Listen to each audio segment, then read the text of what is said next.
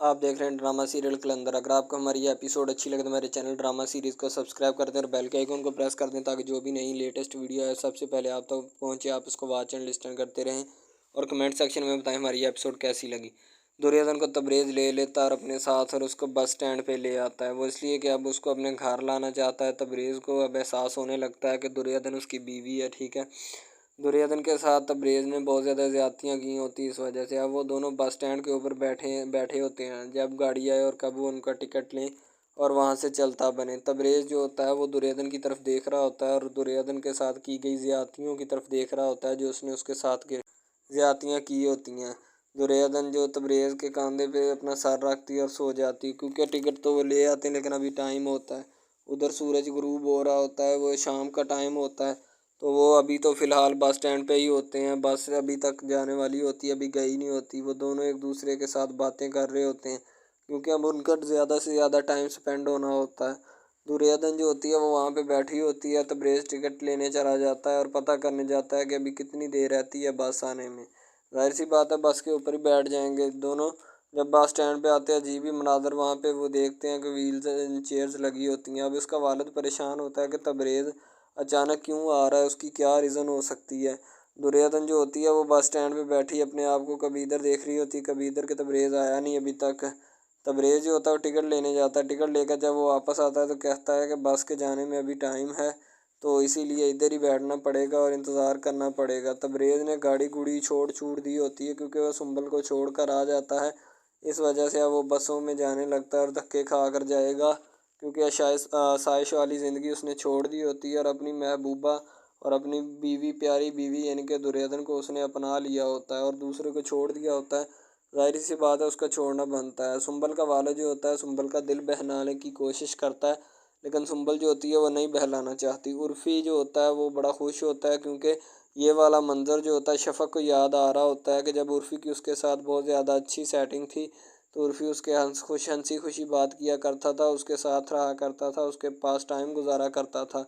अब वो वक़्त नहीं है। उर्फ़ी नया शफ़क़ नए घर में होती है, वो ये सब बातें सोच रही होती है दीवार के साथ लग कर, लेकिन उसको क्या पता कि उसका जो शौहर है वो उसकी बातें सुन रहा है और उसके एहसासात और ख़यालात को देख रहा है कि शफ़क़ कहाँ पे खोई है और क्यों खो रही है।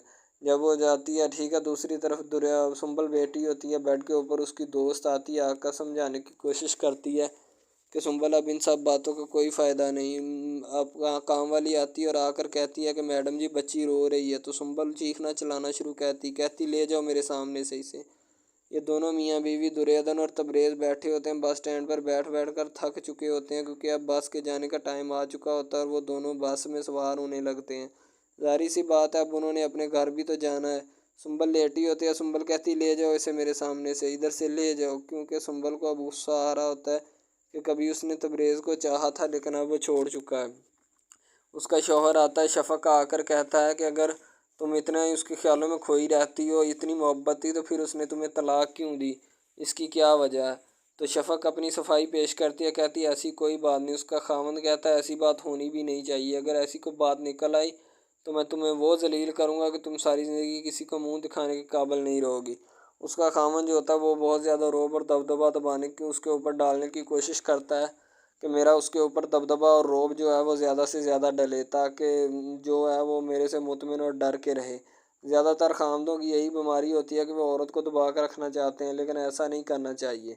इसका शफ़क़ का खामन जो होता है वो उसके ऊपर गुस्सा कर रहा होता है और बहुत ज़्यादा। शफ़क़ जब सोच रही होती है तो आकर उसकी करतूतों को देख रहा होता है कि शफ़क़ पता नहीं किन ख्यालों में गुम होती है। शफ़क़ अपने उन लम्हात को याद कर रही होती है जब उर्फ़ी उसके पास आया करता था, उसकी मोहब्बत को जताया करता था और उससे खूब हंस के बातें किया करता था। दूसरी तरफ तबरेज़ का वालिद जो होता है वो बैठा होता है अपने घर में। तबरेज़ साहब आ टपकते हैं और साथ में दुर्योधन होती है। वो दोनों जब अपने घर आते हैं तो तबरेज़ का वालिद दुर्योधन को प्यार देता है। दुर्योधन कहती सलाम ताया जी। सलाम अंकल, ठीक है। दूसरी तरफ सुंबल का वालिद बैठा होता है, वो बीमारों की तरह नडाल हुआ होता है। ज़ाहिर सी बात है उसका नडाल होना बनता है। सुंबल की दोस्त उसके वालिद के पास आती है और आकर उसको कहती है कि सुंबल जो है वो ज़हन के ऊपर अपनी बात सवार कर गई है तबरेज़ की। तबरेज़ ने झटका दिया। तबरेज़ घर आता है और उसकी वेलकम किया जाता है। सिर्फ वेलकम तबरेज़ को किया जाता है, दुर्योधन को नहीं। ये दोनों माँ बेटी मक्कार औरत हैं, मक्कार से भी ज़्यादा मक्कार तरीन है। तबरेज़ का वालिद सुंबल का वालिद जो होता है वो उससे बातें सुन रहा होता है। कहते हैं तबरेज़ का वालिद कहता है कि किसी हद तक तुम्हारी बात ठीक है, लेकिन बात असल में ये है कि उसको पता होता है सारी हकीकत का कि सुंबल ने जो जुल्म और ज़्यादती की है ना दुर्योधन के साथ, वो कोई भी नहीं करता। उसकी जो दोस्त होती है वो सुंबल को समझाने की कोशिश करती है, कोई बात नहीं, हौसला रखो, अल्लाह अच्छे काम करने की तौफीक देगा। अब ये जो बंदा होता है ना शफ़क़ का दूसरा ख़ावंद, ये इस एक औरत को कह रहा होता है कि इसका ख़्याल रखा करो, किससे आती है, किससे मिलती है, कहाँ जाती, क्या करती फिरती है। और आवाज़ लगा के कहता खाना ले आओ, ठीक है। उर्फ़ी जो होता है वो बड़ा परेशान होता है, क्योंकि अब उसकी बीवी किसी और के घर में और किसी और की औरत होती है, उसकी नहीं होती। ये जो जूही यानी इनके तबरेज़ की माँ होती है ना, ये बड़ी मक्कार होती है। इसने ही ये दुर्योधन का घर उजाड़ कर तबरेज़ को उधर भेजा होता है। शफ़क़ खाना बना रही होती है, सलाद काट रही होती है और सोच रही होती है कि ज़िंदगी में मेरे ऊपर यह भी वक़्त आना था। लेकिन उसको क्या पता कि ज़िंदगी कहाँ कहाँ से और इंसान को कहाँ पहुँचा देती। उसका ख़ावंद जो होता है वो फिर आता है, ज़ाहिर सी बात है उसने अपने घर में तो आना ही है। ये माँ बेटा और अपना बेटी और बाप बैठा होता है, बेटी अपने बाप से फरमाइशें कर रही होती हैं। अब तबरेज़ अपने घर जब पहुंच जाता है तो सारे लोग उससे सलाम दुआ ले रहे होते हैं, खाने का कह देते हैं। तबरेज़ कहता है अगर खाने की बात है मैं बाहर से ले आता हूँ। सुंबल का वालिद जो होता है वो बेड पे बैठा होता है नडालों की तरह और रो रो कर हलकान हो चुका होता है, क्योंकि सुंबल उसकी कोई बात नहीं सुन रही होती और वो बीमार रहने लगती है। दुर्योधन को उसकी माँ तबरेज़ की माँ कहती है कि दुर्योधन उतार ले कपड़ा कपड़ा और आटा गूंद, बर्तन धो, जाके काम करने वाले हैं वो कर। तब सुंबल का वालिद सर पकड़ के बैठ जाता है, क्योंकि तबरेज़ छोड़ के चला जाता है। तबरेज़ अब अपने घर में होता है, ज़ाहिर सी बात है उसे अपने घर में ही होना चाहिए। उसकी माँ जो होती है वो बड़ी मक्कार होती है तबरेज़ की। दुर्योधन का घर उजाड़ने में 100 में से 99% हाथ इसका होता है और जूही का। तबरेज़ अब खाना खाने लगता है तो दुर्योधन को कहता है कि तुम बैठो मेरे साथ खाना खाओ। ज़ाहिर सी बात है खाना बनता भी। तबरेज़ की माँ तबरेज़ के मुंह से ये बात सुन के ना एकदम से रह जाती है कि वो इतनी मोहब्बत और चाहत करने लगा है। तबरेज़ को पता चल चुका होता है कि मैंने इसकी मोहब्बत और चाहत नहीं की, लेकिन मेरे घर वाले भी मुझसे ज़्यादा नफ़रत इसी से करते हैं, क्योंकि इसके साथ रवैया मेरे घर वालों का ठीक नहीं है। तो तबरेज़ फैसला कर लेता है कि मैं इसे अपने साथ लेके जाऊँगा। अभी तो फ़िलहाल वो खाने वाले टेबल पे होता है और दुर्योधन को अपने पास बिठाकर खाना खाना शुरू करता है। ज़ाहिर सी बात है अब उन्होंने करना खाना भी तो खाना है, भूख लगी होगी, कब से वो घर से चला है। तबरेज़ ने सुंबल का सब कुछ छोड़ दिया होता है, घर, गाड़ी, बैंक, दौलत, पैसा, हर चीज़। तबरेज़ का वालिद तबरेज़ को कहता है कि बेटा जी गाड़ी किधर है? वो कहता है अब्बा गाड़ी कोई नहीं।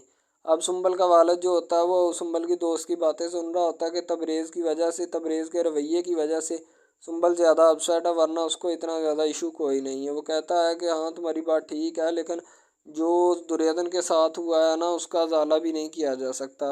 वो उसको बातें खड़ी खड़ी बता रही होती है, तब सुंबल का वालिद ये सब बातें सुन लेता है, क्योंकि सुनने के अलावा और कोई चारा नहीं। दुर्योधन काम कर रही होती है, सब्जी बना रही होती है, तबरेज़ आता है और आकर कहता है कि मैं सोच रहा था कि अगर मेरी अच्छे शहर में जॉब हो जाए तो मैं बाद में तुम्हें फ़िलहाल अभी इधर रहने देता हूँ, बाद में तुम्हें ले जाऊँ। लेकर मैंने नोट किया है कि तुम्हारे साथ मेरे घर वालों का रवैया ठीक नहीं है, इसीलिए मैं तुम्हें साथ लेकर जाऊँगा। दुर्योधन कहती कोई बात नहीं, आप चले जाएं, पहले भी मैंने इतनी तकलीफ़ें बर्दाश्त की हैं, अब भी कर लूँगी। आप अपनी जॉब का सिक्योरनेस रखें और जॉब पे लगें, कोई बात नहीं, मैं मैनेज कर लूँगी। सुंबल का वालिद रो रो कर पागल हो चुका होता है। ज़ाहिर सी बात है उसने रोया ही इतना होता है, पागल होना बनता है अब उसका। ठीक है, वो बेचारा अपनी बेटी की वजह से परेशान होता है, बेटी क्या नहीं मानती। तबरेज़ जो होता है वो शफ़क़ का फ़ोन सुन रहा होता है। शफ़क़ फ़ोन करके कुछ ना कुछ बताना चाहती है तबरेज़ को, लेकिन जब उसने फ़ोन कान को लगाया होता है तो उसका ख़ावंद आ जाता है, ऊपर से उसको पकड़ लेता है और फिर जो उसके ऊपर क़यामत टूटती है उसका अज़ाला नहीं किया जा सकता।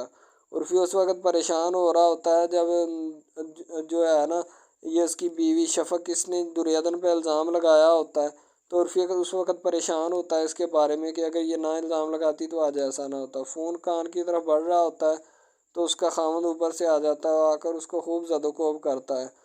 उर्फ़ी शफ़क़ जो होती है जब दुर्योधन के घर होती है तो दुर्योधन पर इल्ज़ाम लगाती है। अब नए घर है तो सोच रही है कि अगर मैं आज ना इल्ज़ाम लगाती तो आज मैं उस घर में होती और खुश होती।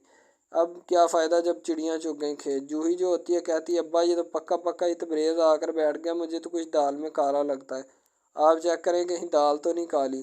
तबरेज़ के सुंबल के वालिद के पास नौकरानियाँ आती हैं और आकर कहती हैं बीबी खाना नहीं खा रही, कहता मैं खिला देता हूँ। तबरेज़ का वालिद जो होता है उसको उस जूही और उसकी माँ जो है ना कान भरना शुरू कर देती है, क्या वो कहीं पक्का पक्का तो नहीं आके बैठ गया, अब्बा इसकी खबर ले, ये मिन्नी मीसनी दुर्योधन बहुत ना मक्कार है। खाना खिलाने लगता है तो सुंबल कहती है कि ले जाओ मेरी नज़रों के सामने